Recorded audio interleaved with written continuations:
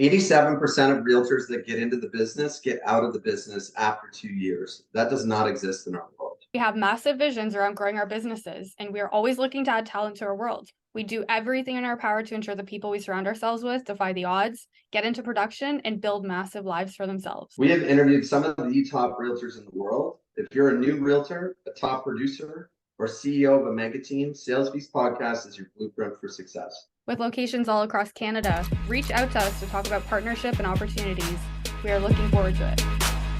Yes, I'm the boss. Welcome back to SalesBeast Podcast. Today we have a close friend, someone that I grew up with, I feel like, in the real estate world, and has created so many opportunities for himself and the people around him. So I'm really excited to welcome David Siena to the podcast. Welcome. Thank you, Anna. Thank you, Mike. Yeah, thank you so much for joining us. Why don't you tell us just to kick it off, who you are, what you do, where you started? Yeah, so my name is David Siena. I am the team leader, one of the team leaders at Keller Williams Innovation, in addition to being the director of growth at Powered by Icon, which is Canada's largest and highest producing expansion network currently. So it's pretty, that's essentially where I'm at right now. Amazing. And where did you start? How did you get into the real estate industry? Let's hear a little bit about that.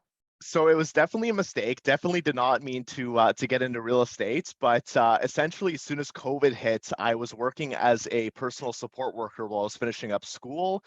Being a PSW, I was doing a lot of grimy work, changing diapers, feeding people, showering people, doing all the activities nobody wants to do.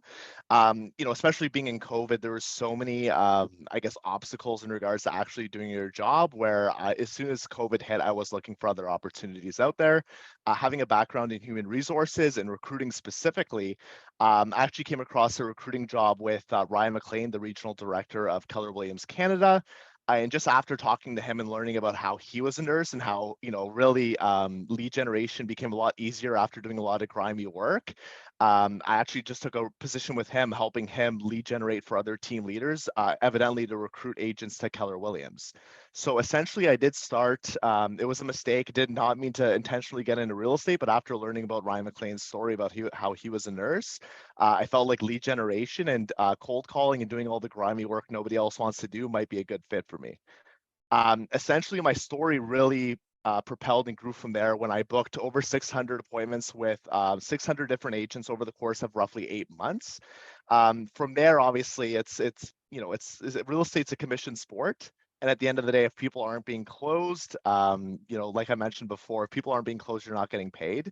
So I essentially started working with a few different operating principals in Keller Williams, and I was evidently taking their appointments from their team leaders without them knowing. Within my first 7 appointments, I ended up having 3 agents join Keller Williams, and that's when I got in conversation with my OP, Andre Chin, and talked about how I would never book an appointment for anybody else. So from there, obviously being a team leader, just like being a realtor, it's a lot of lead generation. And in addition, a few years down the road, he had an opportunity for somebody to run his inside sales group for his expansion network. And that's currently where we are right now. So that's a newer role for me. I've been in that role for roughly 6 to 9 months. But so I have my hands in a few different ponds, as you'd call it. Yeah, on your guest profile, like when we got into a conversation about getting on the podcast, you talked about lead generation and recruitment being the most important things or the specializations within this business. So I definitely want to dive into that. But for those that are listening that don't know what an expansion network is, can you give us a high level version of what an expansion network is, what Icon is, so that people understand? So the analogy that I always love to use is because Keller Williams, we all know, is the highest producing real estate brokerage in the world. Can we all agree? Yeah. So we also have, I believe it's the top 12 real estate teams in the world, right? So I believe we have 3 or 4 teams on the NASDAQ. So we have some pretty awesome teams, and we can all agree with that. The coolest thing about the teams at Keller Williams, because we can't talk about expansion without talking about the teams. When we look at the teams within Keller Williams, they're all utilizing more or less the exact same systems and models. MRN is using more or less the same models as Compass. We can look at all these amazing teams and they're all realistically utilizing the Red Book. And I'm sure, Anna, you have the Red Book somewhere in the background there. But digging into that specifically, the analogy of expansion and versus just having a normal team is the fact that with the MREA and with really the systems and models we have here at Keller Williams, I would say that expansion is just a platform for agents and teams to plug into. It's very difficult, as much as we have a good track record at Keller Williams of growing teams out, it's very difficult to make those hires and to be winning bigger, better, faster, and more fun. So essentially what expansion is it's an opportunity for teams to plug into a main hub or a main team. So essentially just the expansion network I work for, powered by Icon. Powered by Icon was initially called the Compass Real Estate Advisors. They were doing between 200 to 300 units a year. And from there, there was a group, Lux Realty Group in Cambridge, and they said, hey, I love what you're doing there, but I don't want to make the initial hires for administrators. I know it's very difficult to hire the inside sales agents. I know it's extremely hard to have the systems and models for marketing, et cetera, et cetera. Is it okay if I plug into your systems and pay you a cut? Essentially, the way I look at it specifically, when people ask what the difference between joining Keller Williams is and joining an organization like Powered by Icon, is when you join something like Keller Williams, and this is the best analogy that I could come up with, it's like utilizing a cookbook. You can pick and choose with what you want to do. You can utilize different ingredients, but when you join an expansion network, you don't have a choice. It's like using HelloFresh. You're given set ingredients and you got to use it that way or it's not going to work out. Does that answer your question? There's a lot of fat there, but I hope that answered the question. No, I think that's a pretty easy analogy for people to follow. Obviously, we're familiar with expansion, having been in an expansion model around the expansion conversations. But for the people that are listening to this podcast that haven't heard of this model before, that don't understand what that means, I think you put it in very clear terms around what it would be. I think in Canada, it's such a new concept, but in the US, it's happened so often. And like you said, some of the biggest teams out there are large expansion networks. It's the first time I actually learned about it was when I went to go visit Kristen Cole. I know you obviously already mentioned her, but when I went to go visit Kristen Cole in Arizona, and my mind was blown when I saw the fact that she went from doing 400 units a year with Remax to doing almost 4,000 a year at Keller within such a small time frame. It's really amazing. But really, it is just an opportunity for teams to plug into a structured system and model, right? When you get into the business, you start out as a realtor, and we think it's going to be a grand old time selling homes, and then we realize we need to broker low listings. We need to focus on marketing. We need to do lead generation. We need to go on appointments. There are a million things we have to do, and we end up doing a million things not at a very high level. So what those realtors often do is join a team, so everything's taken off their plate with the exception of prospecting, going on appointments, negotiating contracts. You guys are almost like a team for team leaders. That's for the team leader. What's difficult? Hiring people, managing people, retaining people. All of that for the people that have joined you is taken off their plate, and you guys handle it. And you guys are fantastic at it. No, I appreciate that. You hit the nail on the head there. It's literally leverage 4 TLs. I imagine one of your biggest challenges, much like mine, when I engage with an agent, they love everything we have to offer. They don't necessarily love what they have to pay for it.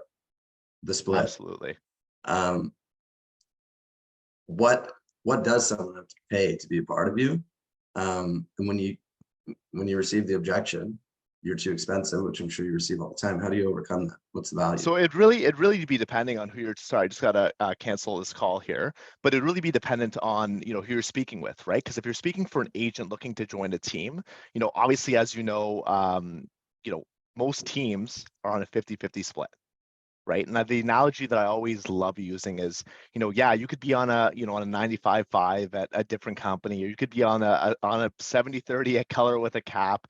But at the end of the day, what's better? Is it better to have 95% of a grape or 50% of a watermelon? Right? That's always the analogy that I've been using. But at the end of the day, a lot of agents, when you actually break down the numbers, to begin with, most agents are never going to do the volume or the mass amount of deals that they would need to do as a solo agent to hit their goals, within a team. I'm sure we could talk about the value proposition of any teams, especially powered by Icon, throughout this conversation. It'd probably take up the entire I guess length of the podcast to begin with. But at the end of the day, right, there's just so much value, whether you're looking at the lead generation department, literally booking pre-qualified appointments in your calendar, whether it's literally having administrative stuff leveraged off your plate so you can spend more time, like you mentioned, doing prospecting and lead generating, like the mass amount of value that's there. We're literally agents, like, and as you know, Anna, too, just being a team leader at a market center, the majority of agents that are high producing or actually end up netting the most amount of money are on teams. I think that's something we're seeing even with MRN. Like I've seen the production of some of the people in your teams. Like the individuals that are on teams are doing better than 90% of the people within the office. There's so much truth to that. I had lunch with Andre recently, and he's so great at explaining things. He went over these pillars with me, which are basically the challenges or roadblocks agents face. I don't remember exactly what all of them are, but one of the biggest ones is operations. Another one was leads. Another one that not a lot of people think about is culture and camaraderie. As a solo agent, you're literally sitting in a room alone, probably a bedroom like the one you're sitting in right now, for 8 hours a day, 9 hours a day, working alone. A lot of people discount how important it is to have people around. There were not some others he mentioned to me, but you guys seem to really provide the full package for people. Can you discuss what the sorry pieces of value are? Yeah, for sure. Well, even just kind of even digging back there, like, yeah, like I feel like every real estate team, the biggest piece of value is solving one of the biggest issues in real estate, which is loneliness, right? 100%. Like you hit the nail on the head there. Like I don't know if you saw my my Instagram story earlier on this morning, but an agent was literally like, I would have never made my calls if we didn't have a conversation this morning. I just booked a listing appointment for Friday. Like it's just the little stuff like that where, you know, you're the average of the 5 to 10 people you spend the most time with. And if you're always around people that are doing the work, you know, you have that culture, at the end of the day, why wouldn't you be successful? Yeah. We have this thing, it's actually on the back of Anna's sister's phone. I don't know if you've ever seen it, Anna. She's got a see-through phone case. Because she's like every other realtor in the world. They think they can do whatever they want and work from home if they so choose. But I've noticed over the years that the number one thing that differentiates top producer from your average realtor is just showing up. I think that was actually the name of the podcast episode we did with Brian McLean. Just show up. Oh, it's amazing. So on the back of her phone, there's a little note I wrote her. It's something we say in the office all the time. CITTFO. Can I swear on this? Yeah, we I swore on the one with Bill. You weren't with me. That's But it's fine. coming to the fucking office and you're going to succeed. Period. Yeah. Why do you I love think you that. could not show up and do well? Especially if you're a I new love agent, like you are the average of 5 people you hang out with every single day. You're a fucking new agent. You're going to be a new agent forever because you're literally in your bedroom hanging out with yourself every day. I'm done swearing. That's my little rant. But you have to, if you want to be a top producer, you have to sit beside top producers, see what they do, see what they say, behave the way they behave, and eventually you will become them. Absolutely. I think that ties really well into, because we were talking right before this podcast started, is you're also leading an inside sales department, which is something that I'm super passionate about because that's what I did at MRN as well. And the grit and the mindset of the people that you're working with is so pivotal. So do you want to maybe mention a little bit about that, how you've been building out this system within Icon and obviously utilizing the lead generation knowledge and wisdom that you've been building over the past couple of years to help others now do it too? So when I first started working with Powered by Icon, the average ISA within the organization was making roughly 55 to 60 dials a day. And I believe that they, within that year, they closed, I think it was between 13 to 15 deals. Now, let me ask you, are those impressive numbers or what? No. Those are just like, if like they're pretty disgusting numbers. As of today, with the individuals within our organization, I know I mentioned it very briefly before the podcast. I know we're sitting around, I believe we're 6 months through the year and we're around 800K in GCI, in pending GCI specifically, and each inside sales agent within the organization is making roughly between 200 to 230 dials a day with upwards of 2 hours of talk time.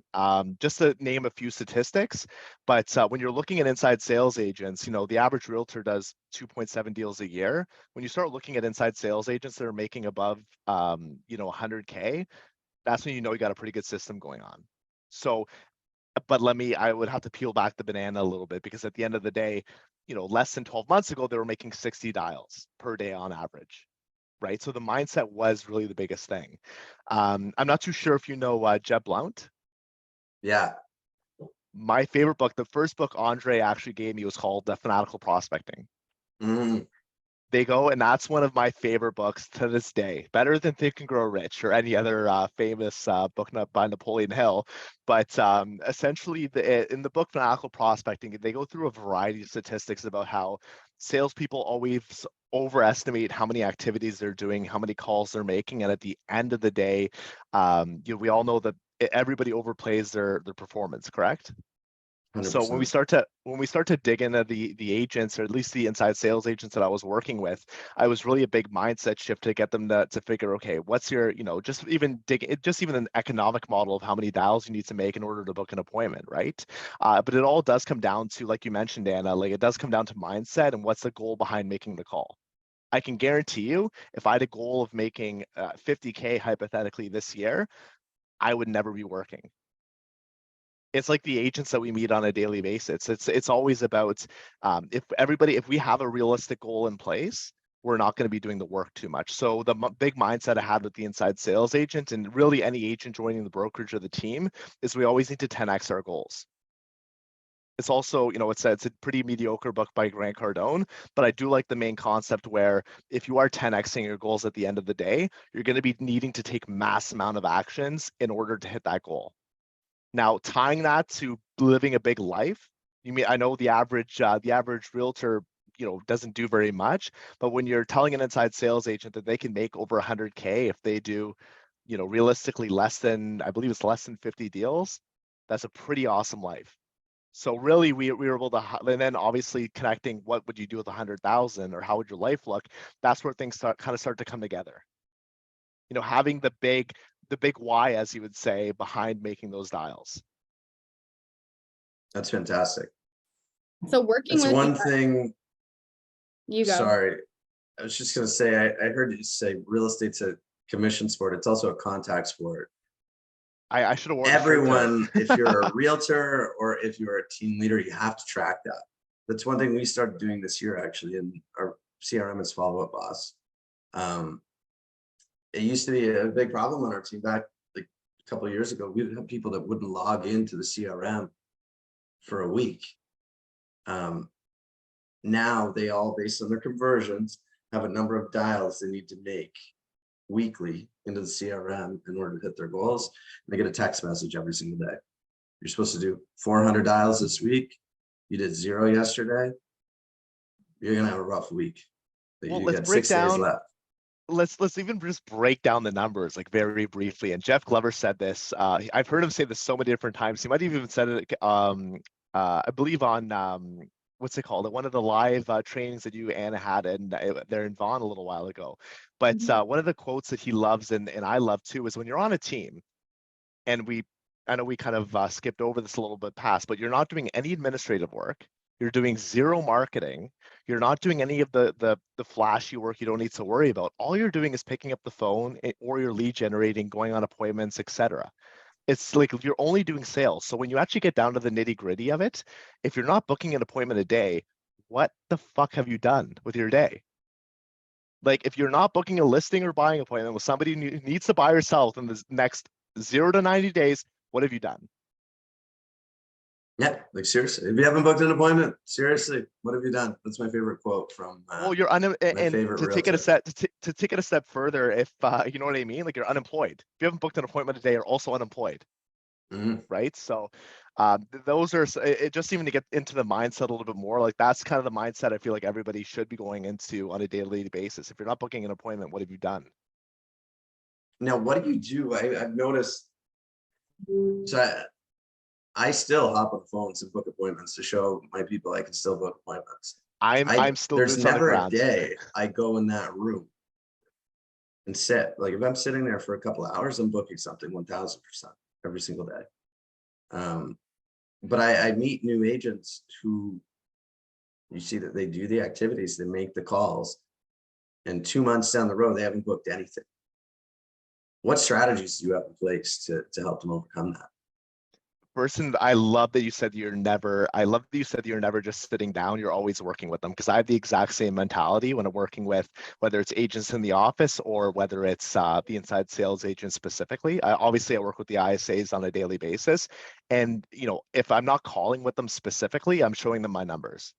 You know, obviously it's not always easy to be in the office with them every day, but they know when I am boots on the ground, I'm 10xing their activities. They know that I might not be working, and I do agree that you got to be showing them that you're doing the calls as well and you have boots on the ground. I'm not necessarily with them every single day in the office because I'm also helping run the Keller Williams office, so I'm not always at in one station position. But when I am with them, they know that I'm always going to whoop them in regards to the amount of dials, conversations, and appointments I'm booking. Do you think Right? maybe that goes back to your life experience? Like I get it a lot. Like, what script do I need to use to close this person? What At do the I end need of the to day, say? at the end of the day, and this is something that I've said so many times, even today specifically, it doesn't matter what script you use. It doesn't matter how educated you are. It doesn't matter if you have or speak broken English. If you make the call and you ask the question, you're going to get a yes or a no. I think Right? there's an element of one, just figuring it out also. The one thing I didn't realize also when I got into this is I lived a life before I got into this business that prepared me for this. I went to school twice. I had a corporate job. I sat in rooms with executives, one of the largest automotive manufacturers in the country. I hated every second of that I hated a lot of that past life, but it did prepare me for today.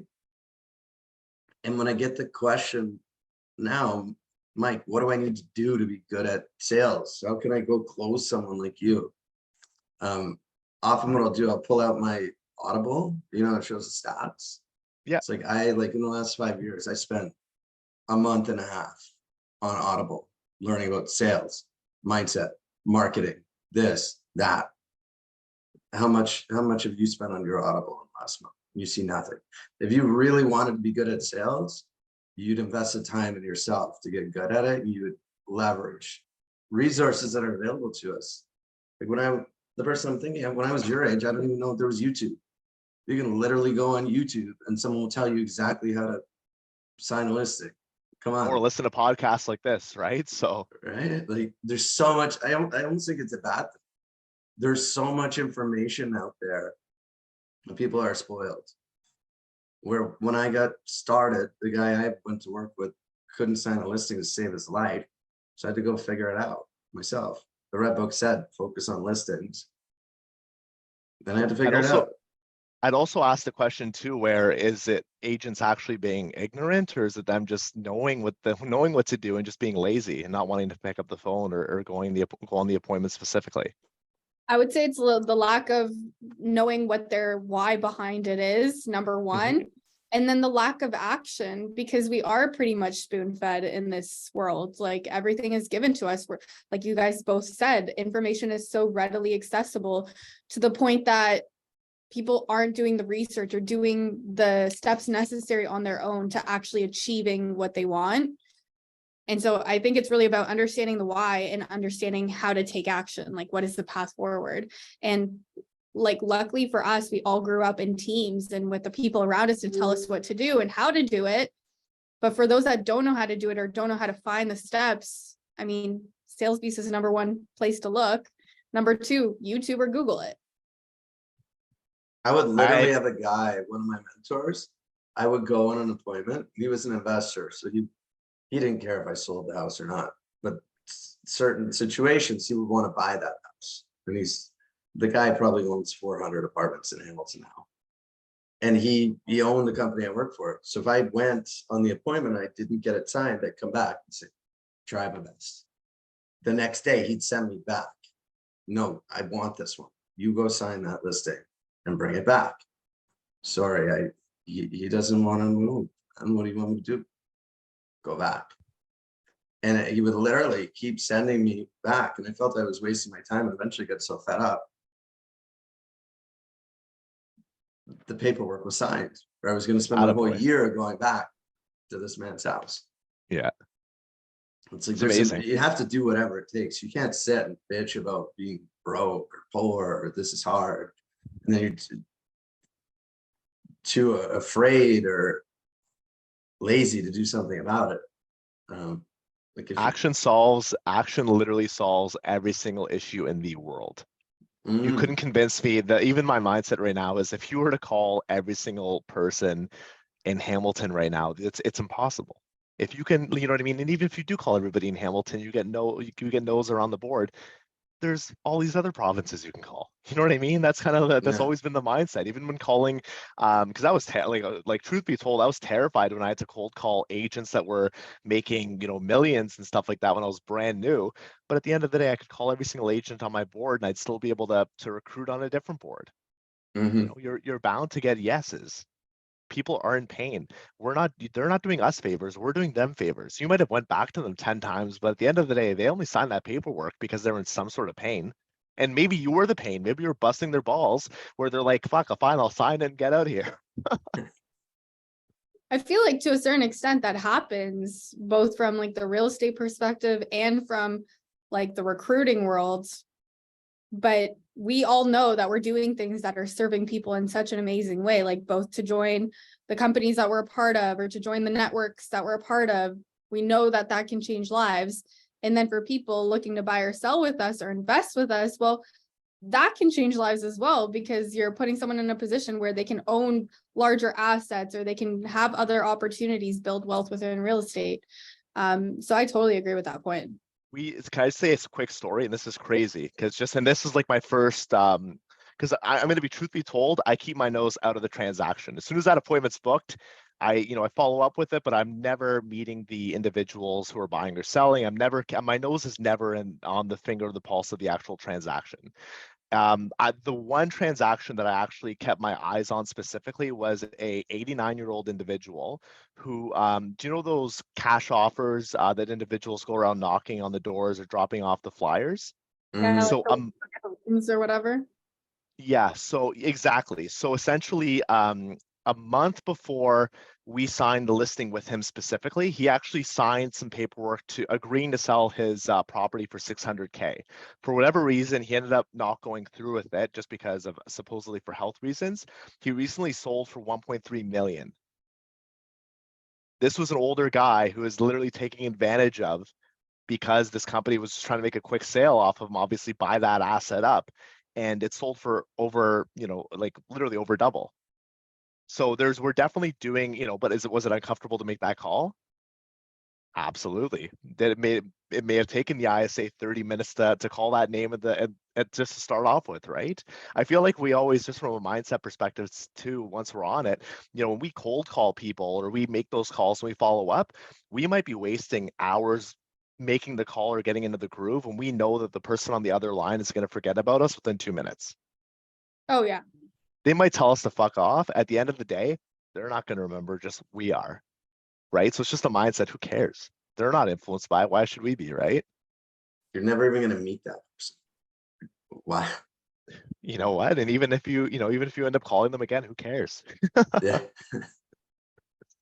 I think you really need to believe in what you're selling.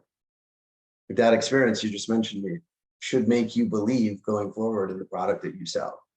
My mindset around it was, I'm going to call all these people and a lot of them are going to tell me terrible things, but I'm not calling for them. I'm calling for that one person that will end up working with me versus some other idiot of a realtor in our board. If they're going to make a move, why not with you? 100%. Because our business can be pretty dangerous.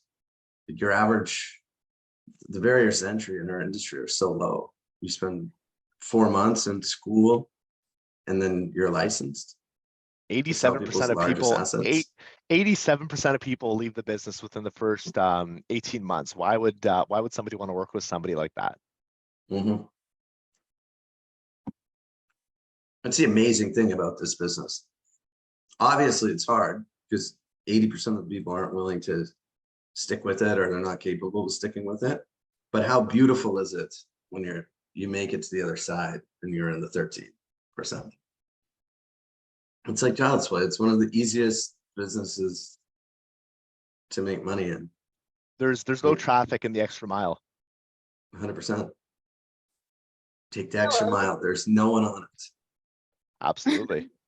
There's no traffic. I love this conversation because I think we all have a very similar mindset approaching like growth and lead generation. And I wanted to ask you, like, how do you ingrain that mindset within the people that you surround yourself with, like the ISAs that you're working with, the agents within your brokerage? How do you now help them adopt that mindset? So first and foremost, I know we touched on it a few times. I think it's establishing a big why behind that. I can tell you right now that every agent in the office is going to tell me a big why, and they're going to tell me why they need to make 200K and why they need to do this, and that.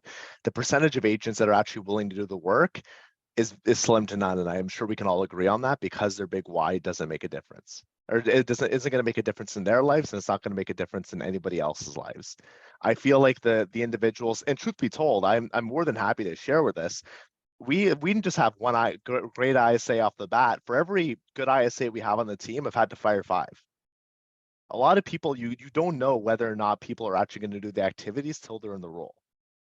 You don't know if an agent is promising until they're actually, nose to the dirt and actually doing the activities, right? So I've said, within every person that's ever been in my world, I've been providing them value and showing them that, hey, this is what it's going to take, and then going off and helping them build that big why. But it does take a special individual to have the grit to do so. I don't think every single person out there you can coach to help. It's impossible. I know for a fact, because my mindset used to be like, wow, that person was promising, and then I disregarded the KPA because I thought they were promising, and at the end of the day, I wasted a few months on them specifically. I think once fixing my mindset and realizing, okay, only you know what I mean, like, we only want Navy SEALs. Like, anybody can join the Navy, but only a select group can be on the SEALs. Once you start looking for those SEALs specifically, life starts to get a little bit easier. Whether it's the talent you get into business with, or whether it's the inside sales agents. Obviously, like I mentioned, I can coach anybody up, but at the end of the day, only a select few are going to make it through. What do you look for when you're looking for those SEALs, now that you've gotten really good clarity about bringing those kind of people on board? So we've been doing, in regards to working with, agents specifically, and we're starting to do with the ISAs as well, is actually putting them through a dating period. So if an agent's doing under, I believe it's 4 million in sales volume, which is around 4 to 6 deals, depending on whose market we're in right now, we're actually requiring them to be inside sales agents for a set amount of time. So pretty quickly there, because a lot of agents don't realize when they get into the business that, holy cow, I'm not actually a realtor, I'm in the business of lead generation. One of the first things in the millionaire real estate agent is whether you're a lawyer, doctor, practitioner, etc. If you're don't have leads, you don't have a business. So one thing that we have been doing to identify individuals is, obviously we're utilizing the KPA. Obviously we're going through a DISC assessment. Obviously we're going through extensive interviews, and we're having a lot of great conversations, and we're going through the entire KPA process. But at the end of the day, we feel like I mentioned, there's a lot of promising talent that actually doesn't follow through, doesn't pan through. If we're able to have some sort of dating period specifically to identify who's willing to do the work when all eyes are on them, that's essentially the way that we've been identifying who should we be spending our time with. It's almost the same thing where, are you going to spend all your time with anybody in the Navy, or just the SEALs? Maybe, and it's something that I started doing, is not every ISA gets my time. The ISAs that are booking appointments and making the calls and making me money are going to have my time. Does that sound harsh? Yeah, but when you got other stuff going on, that's what it boils down to. I heard that recently. I was listening to that John Maxwell podcast, and he was saying, as a leader of anyone, when you have a group in front of you, you should identify your top 20% and spend 80% of your time on them. I think a flaw in myself is oftentimes I do the opposite. And it's not productive. It doesn't serve me. I think my bottom 80% are baby to a certain degree. I love what you just said there. Well, it's funny enough, Andre, because after making my first 4 hires trying to find this ISA, Andre was the one who told me that. He said, don't spend any time with them. See what they do on their own. Yeah. They're on commission. See what they do. That's one question I always ask myself when I hire people. Will this person succeed without me? Like if this team wasn't here and they went to sell homes on their own, would they figure it out? And normally when the answer to that question is no, they wouldn't figure it out on their own. They're not going to figure it out with you. I love that. That's a good, I love that. That's a great quote. I also think too, we need to respect the averages that exist in our industry. If you interviewed 10 people, based on the stat you told me earlier, 8.7% of those 10 people are probably shit. So you need to be talking to a lot of people. The quality will come through the quantity.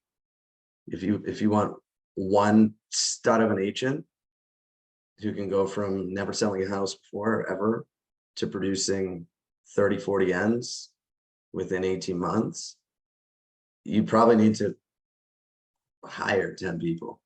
Well, and then then through you the also, pain of 9 of them disappointed.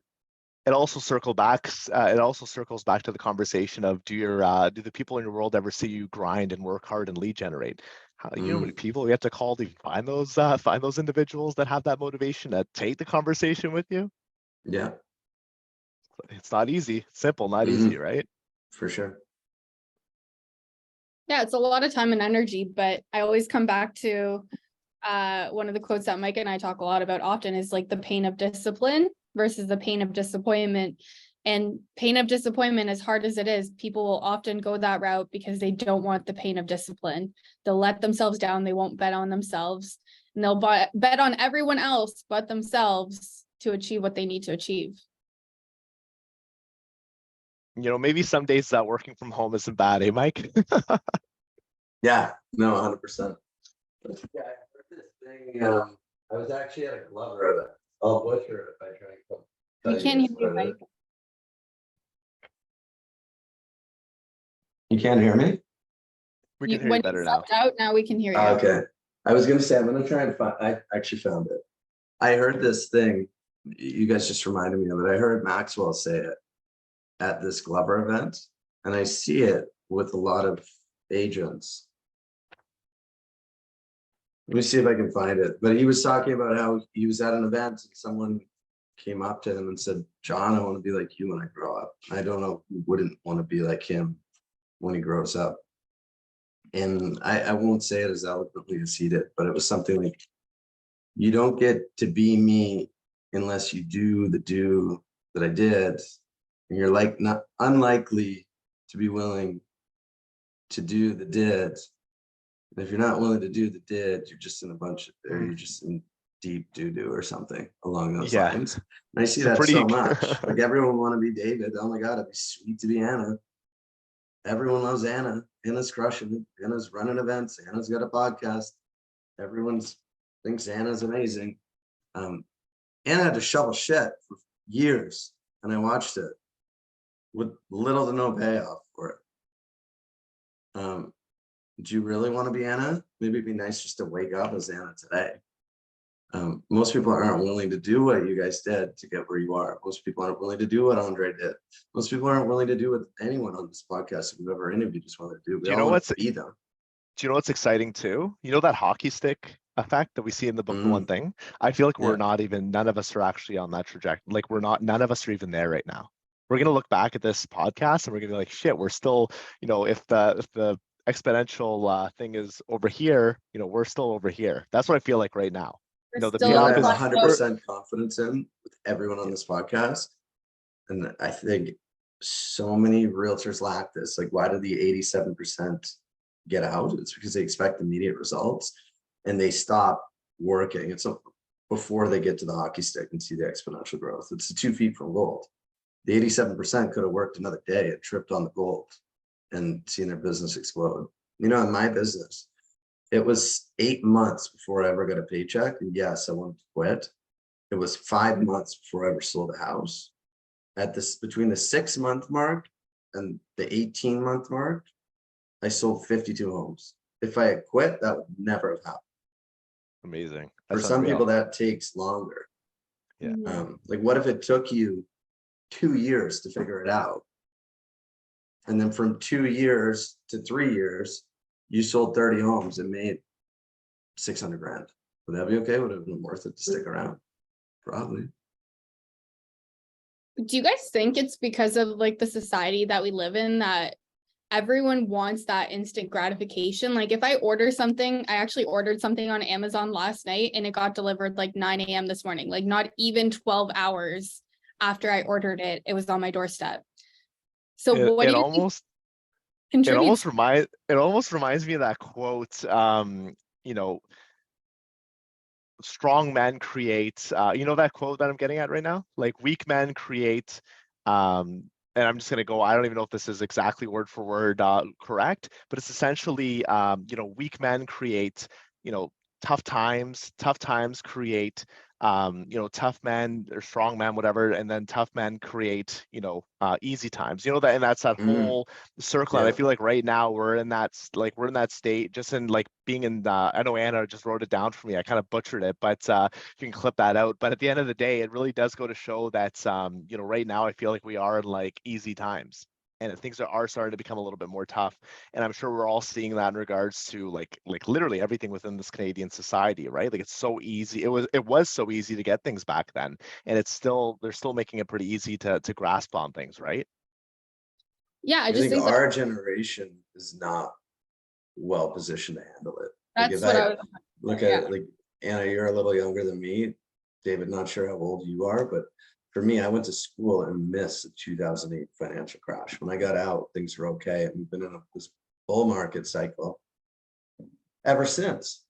So I'm not tough at all, really. No, I Um, would say I would agree with that 100%. I think we all think we're tough, but at the end of the day, we're really like compared to like the people that came before us. Like even I don't know, like I tell people that, oh well, you know, I'm 26. I'm like, oh well, you know, my parents maybe do this and this, but you know, really, did I actually ever have to like grind? I'm like, okay, maybe I had to pay for my tuition and they made me pay for my car and they didn't help out with certain things. But at the end of the day, like, are we living hard lives? Not at all. Is it hard making X amount of cold calls a day? No. Is that what hard is? I guarantee the person working at 7-Eleven or McDonald's is working way harder than any of us on this call. We're not, but then again, those people are also like gazelles, right? And then not a shot on anybody working a fast food job, but like that's just the example I'm giving. Those individuals are like gazelles. They're doing the same consistent work. They're, they're doing their consistent activities. I feel like being in sales, we're like lions where we have to jump on opportunity, right? can't believe he said that on the podcast. I, What is that bad? I, It's I had is this that analogy, like when I was an employee, I was like my house cat. I have this little cat I found in the middle of this thing I had like 3 years ago. So my wife made me bring him home. His name's Tuna. But anyways, when I was an employee, I was like Tuna. Tuna can do whatever the hell he wants every day. And I'll feed him at the end of the day. He could work hard that day, he could do nothing that day, he still gets fed. And if he's a good boy and he rubs up against my leg, maybe I'll give him a treat at the end of the day. Like a little bonus you get when you work for a corporation. And now it's like you're not a house cat, you're a wild animal. Like if you want to eat, you gotta go kill that gazelle, or you're not gonna get fed. I don't think people appreciate the field that we're in. They do themselves a due diligence by not understanding the copious amounts of money and time that we can earn back being in sales. People always think of sales being, you know, a grimy job and oh, like the car salesman, the typical stereotype there. But at the end of the day, we're doing a favor. If we have a pure heart, at least we're doing other people favors. And at the end of the day, we can build really big lives, which is super exciting. I think everybody does it. They do it like even the agents we talk to, and I know you talk to a ton of agents on a daily basis too. I feel like half of the calls I made today, people are fine with doing 5 to 8 deals. It's messed up. They're not building a business. They're just keeping themselves sustained with not even a great lifestyle, I would say. I mean, maybe like a base lifestyle. I would But what agree. I was going to say too is, you know, with sales specifically, we're willing to do the things that others aren't willing to do. And sales literally make the world go round. Like if you think about like historic times in human evolution, it was all about trading and doing sales. That's really where money started. That's how society started, economy started. But now people don't want to be in sales, or they look down upon sales as a great business, but it still is always going to be the life and blood of everything that we do as a society. Everyone's selling. It's just like, are you a great salesman or are you a crappy salesman? I love that. That's such a good quote. Life is sales. There's actually a book. I haven't even like written it, to be honest. It's on my shelf, but it's called Life is Sales. And even just thinking about it too, like, and I guarantee you're selling your fiance on what you should be eating for dinner, and every other little aspect. You're going to be fighting regardless and selling, and to at the end of the day, right? Are you just going to be making money for it or not? Awesome. Well, I think we're ending up the episode now. We're going to wrap it up in a second here, but David, hopefully you're a listener, but if not, we ask all of our guests the same question. Mike, what's the question? Who do you know that we should have on this podcast? Oof, that's a great question. I feel like guys have already talked to Andre a few times, and he's kind of the main individual in my world. But to begin with, I feel like really, I'm just trying to think of a lot of our expansionees as well. Kristen Schultz is a great individual, never to mention, I know there's even Matt Pitcher in regards to a lot of the investments that he's been doing with, supporting a lot of the agents within the office and within the brokerage as well. The list could really keep going on and on and on. But I think Andre would be my first person, although I know he's already been on Let's here get him a few back. times, right?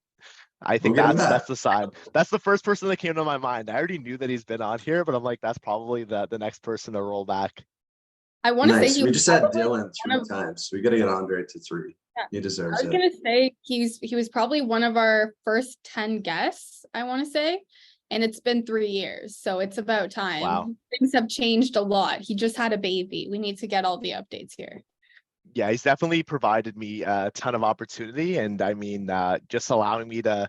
It's funny enough. Within the first conversation I had with him, he was kind of like, figure it out, and I was like, that's probably the best. That was probably the best line he could have given me back 2-3 years ago when we got into business together. Amazing. Well, thanks again for joining. Great to have you. Great to catch up. A lot of fun. Where can people find you? On social, I want to make a YouTube pretty soon too, but right now I'm just on social media. I'm on Instagram. My name is David.Siena, David.Siena. I'm pretty up to the reels and all that other fun activity, and I'm probably going to get into YouTube pretty soon too, and just start hammering out some content in regards to sales specifically. Love it. Well, thanks again for being on the podcast. We appreciate you. Thank you, Anna. Awesome, Thank you, guys. Mike. Thank you. Every day I'm hustling, every day I'm hustling, every day I'm hustling, every day I'm hustling.